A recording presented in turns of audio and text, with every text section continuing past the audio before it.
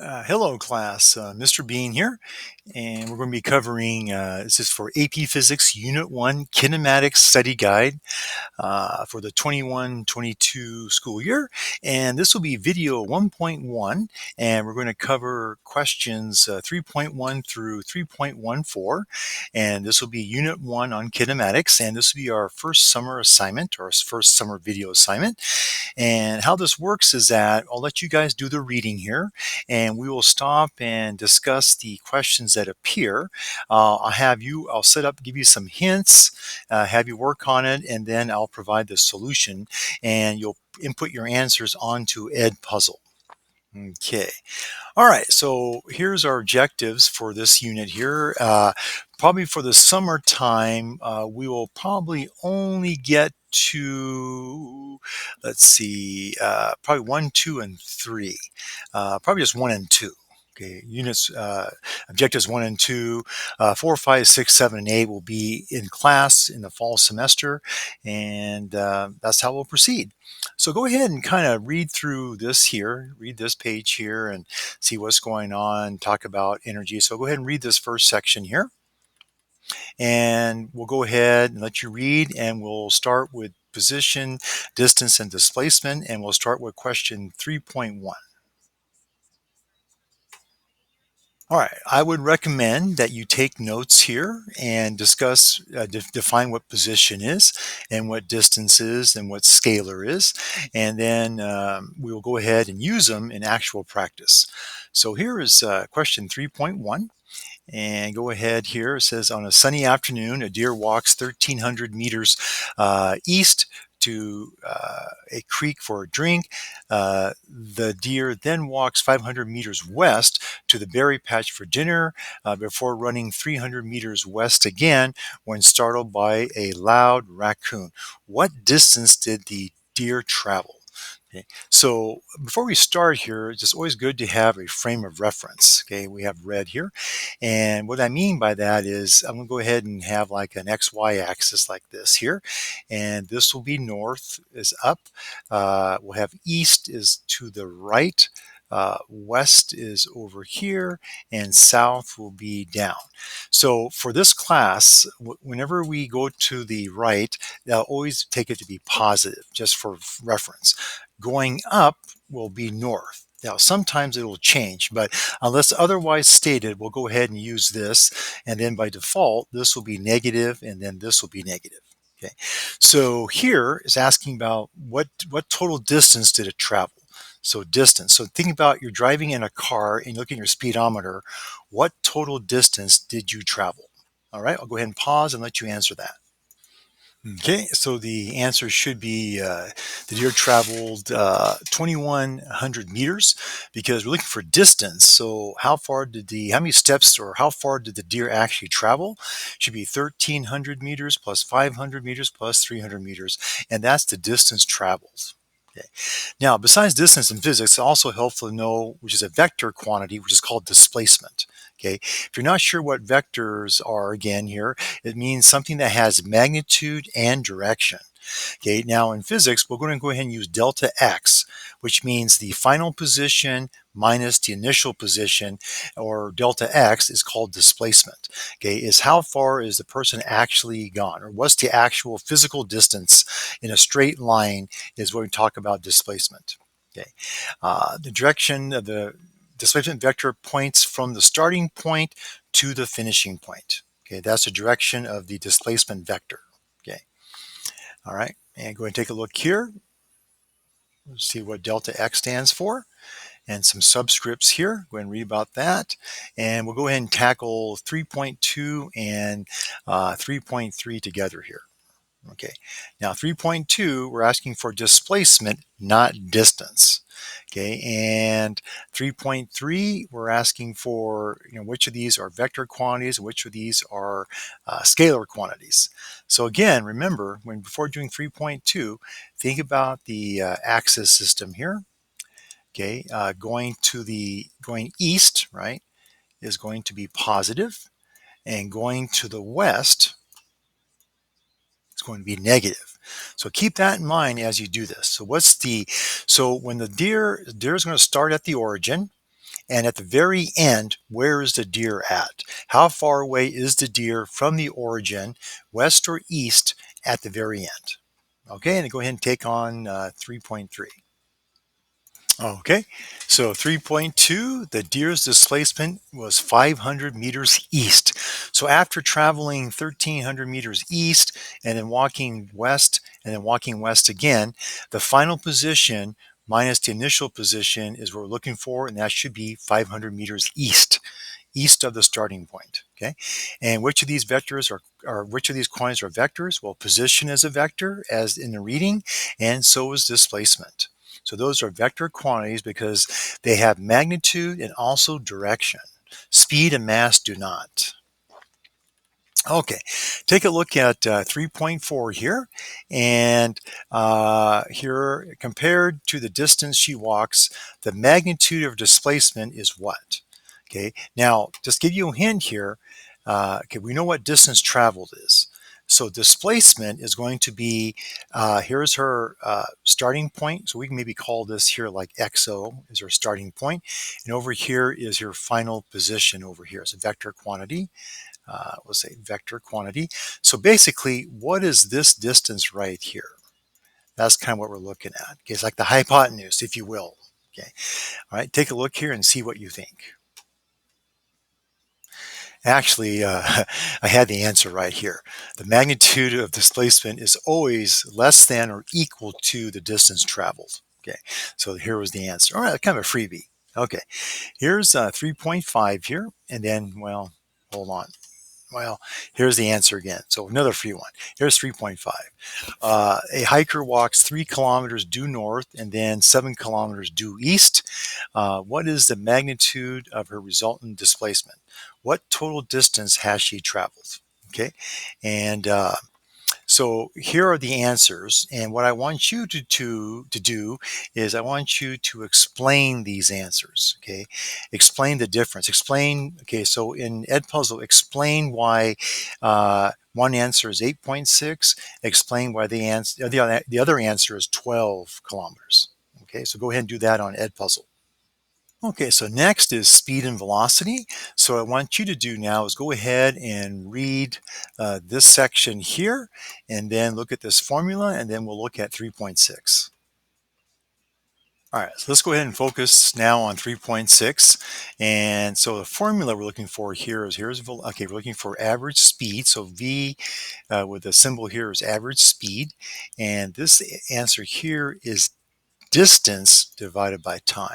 So what total distance did she travel and divided by the time? So the time here is 600 seconds. We have to negotiate this up here and figure out what the distance is. So go ahead and figure out what that is.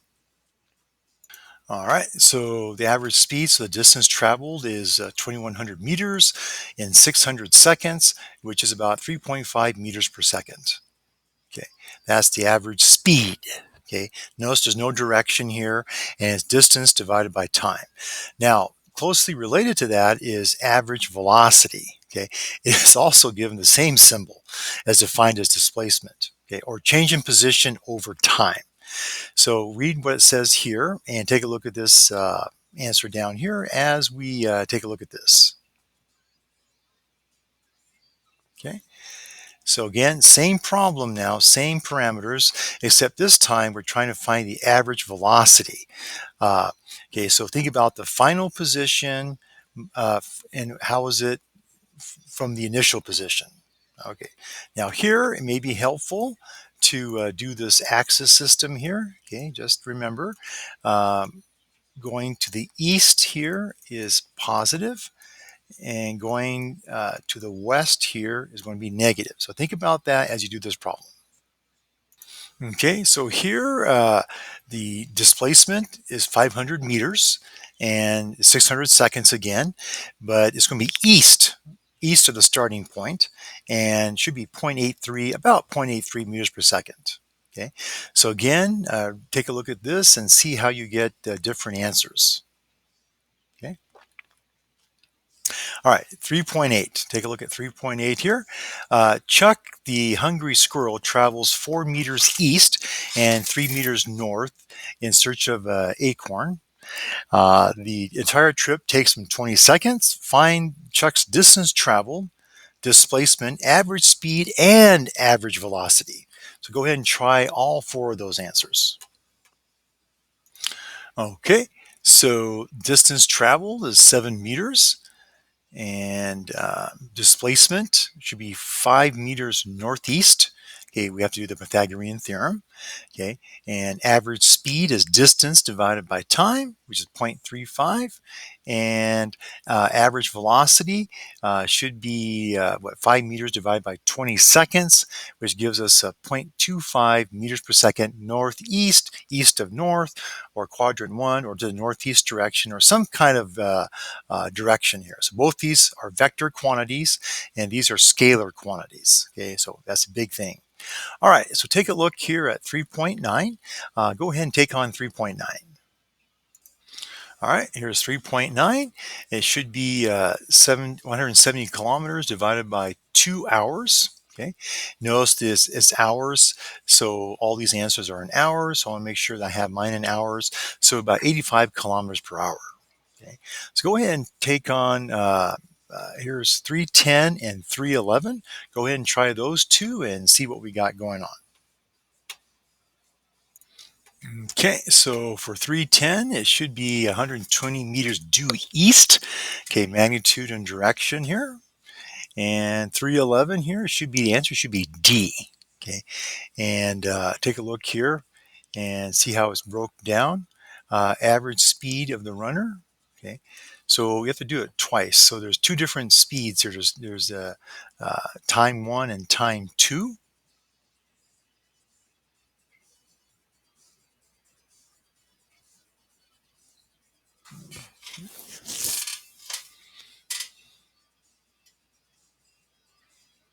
Okay, and you have to do kind of a conversion here as well.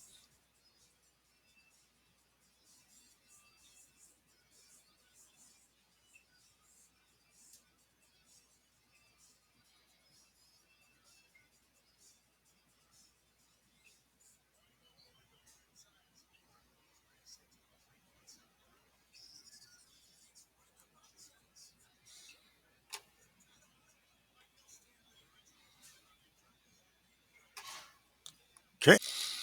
Okay, take a look at 312 here. A motorcycle travels 500 meters south in 90 seconds. Okay, that's over here, and then 300 meters east in 6 seconds. Okay, what is the magnitude of the motorcycle's average velocity? Okay, think about that, their average velocity. Okay, okay, so looks like we might have the total time here, and if you do the Pythagorean theorem, this might be our displacement here. So here's our displacement here, and see if we can go ahead and figure out what the velocity is. Okay, looks like the answer should be 3.89 meters. Okay, which should be answer is B here. The answer is B. Okay, so here's the total displacement here is 583 meters, and we have 90 seconds here and 60 seconds. Add them together gives you 150 seconds. Divide, and we get 3.89 meters. Now they're asking for the magnitude. Okay, so we don't need direction. We just need the magnitude of the average velocity. All right, take a look here at 3.13. Let you guys go ahead and work on this one. All right, so here's kind of a hint here. The swimmer swims 3/5 the width of the river at one velocity v, then swims remainder of the river at half her initial velocity, 1/2 v. What was her average speed swimming across the entire river? Well, we have to break it up in two sections. Well, we'll call A to be the time for the first part, which is distance traveled, which was like what? 3/5 is like about 0.6 r, and we'll call r the river's width here. Okay, and here's B, which is distance over velocity, 0.4 r over half the velocity, and here's what we got here. Okay, so here is a picture of what's going on here. Sometimes let's take a look at the river. So if the width of the river is r, right, and so travels 3/5, which is like she goes this distance here at speed v, and there's 0.6 r, right? And what this means is that we have to manipulate the equation. So we know that, was it speed here is what distance divided by time, right? So if I just take the time and rearrange it like this here, so here's time, rearrange it, and here I have distance over velocity. Now I can compare the two different times here. So I have we'll call this here TA, time A, and over here we'll call this here time B. Now take a look at this here and look at this manipulation here and see if these two correspond. Okay, so go ahead and take a look at that. Okay, so now the final hint. Okay, final hint here. We have to put all this together now, right? So we're asking for average speed, right?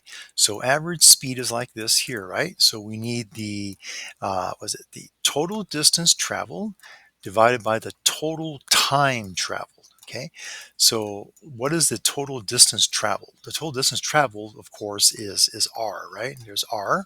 Okay, now we don't know what it is, it's just given to us. So we'll just call it R.